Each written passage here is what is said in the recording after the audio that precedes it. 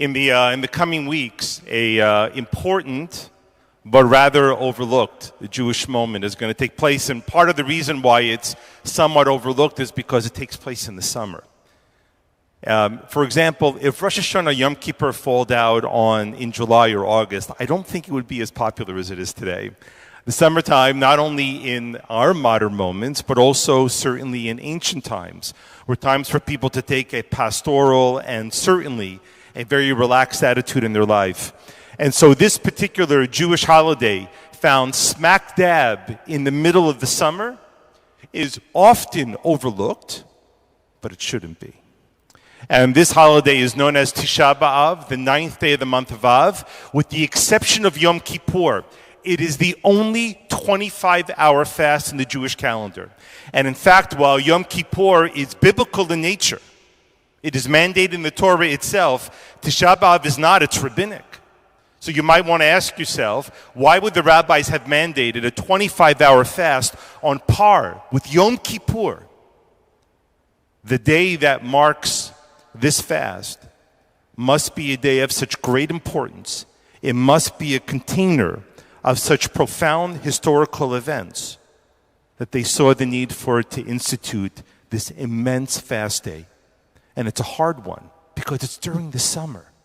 So the day is very, very long. In fact, Tisha B'Av often doesn't end before 9:30 at night. It's a very hard fast. No eating or drinking from the day before, 25 hours. What Tisha B'Av marks, in fact, is the destruction of the first temple in the year roughly 781, of the second temple, in the year 586, the second temple in the year either 69, 71, or 73, depending on who you go according to. The remnants of the second temple can be seen by us to this very day when we go to Israel, and God willing, we'll be able to travel there soon. In Jerusalem and Yerushalayim, the Wailing Wall, the Western Wall, is a remnant. It's the retaining wall on the western side of that temple. But not only that, we are told that also that the Spanish Inquisition was concluded on Tisha B'Av. We also know that the first crusade, which decimated the Jewish communities of the Rhine Valley in the 11th century, they began on Tisha B'Av, and the list goes on and on and on. For us, though, I think there are some questions, and this is what I want to share with all of you here this morning. And I struggle with them myself. Because on Tisha B'Av, this day that marks all of these terrible things, in particular, the destructions of the temple and the loss of a Jewish homeland and the loss of Jewish autonomy, one of the great questions that comes to us is, now that we are fortunate enough to live in a time where there is a Jewish homeland and there is Jewish autonomy, why do we need a day that remembers and recalls all the bad things that occurred in the past? And this question is recycled every year before Tisha B'Av, with people, in fact, asking the question. And as I said to you before, I'm no different. I ask the question myself. Because fortunate as we are to live in this kind of moment, I wonder. So before we get to even approximating something of an answer, I want to share with you, unpack a bit of a philosophical idea. And the philosophical idea is the idea about time. Time is not the thing necessarily that we see on our watches or our phones.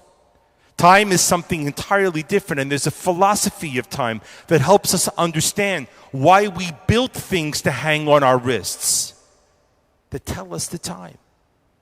Plato believed that everything was circular, that everything that happened, has happened, and will happen. In other words, according to Plato, you were already here. You've been here before. And you will be back here again in the same moment because everything goes over and over again. In other words, according to Plato, we live in a world of Groundhog Day. And why did Plato think like this? Plato thought like this because the natural world is exactly like that. Every day the sun rises and the sun sets. Every day you look out and the stars are in exactly the same places they were. Every year there is summer, spring, winter, and fall, and it repeats all over again. Every month the tides go high and the tides come back. In the mind of Plato, as he studied the world, the natural world, everything repeats itself over and over again. And so Plato thought, it must be true for us too. But along came the Jews. And what did the Jews say? In the Torah?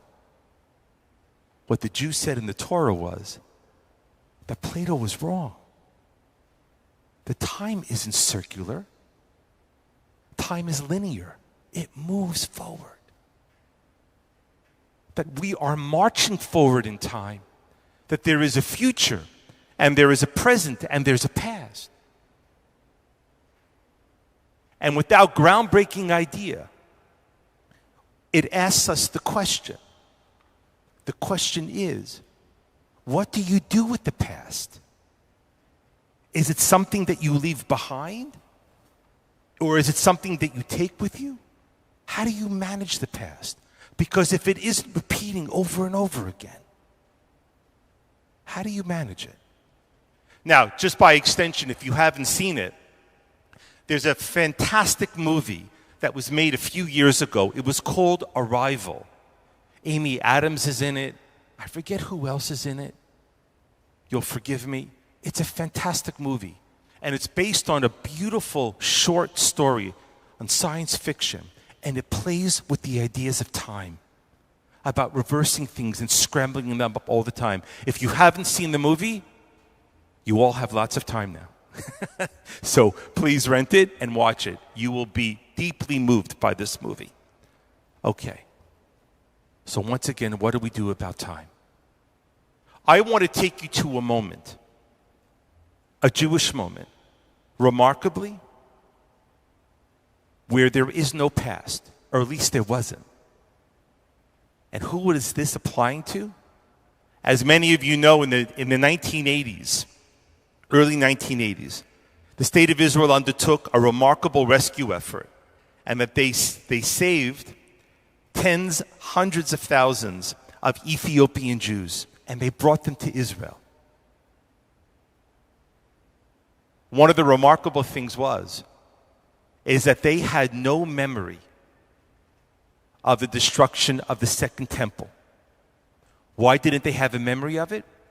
Because their community was founded after the destruction of the Second Temple, of the First Temple, and after the second one had been rebuilt. And so they didn't live in a world that were CNN or Twitter feeds or newspapers or anything like that. So imagine in the year 71, 2,000 years ago, the Second Temple is destroyed. Jews make their way all over the world, but the Ethiopian community that had left the land of Israel before the Second Temple was destroyed, they had no idea. And there's an article that's written, I want to share a small part of it with you, by this Ethiopian scholar, a woman. Her name is Micha Avera Samueli. And this is what she said. Up until the age of 9, I lived in a world where the Holy Temple in Jerusalem actually existed. Like my parents and teachers, I believed that the Second Temple stood in its place in Jerusalem and was literally made of gold. I grew up hearing about the high priests and how they worked in the temple.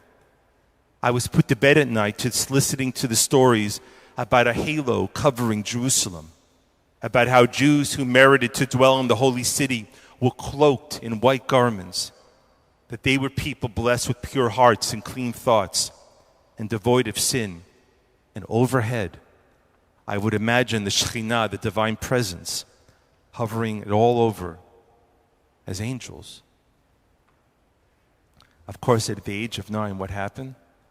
She was brought to Israel. And she confronted, along with all the other people who went with her, the realization of what actually occurred. The temple had been destroyed.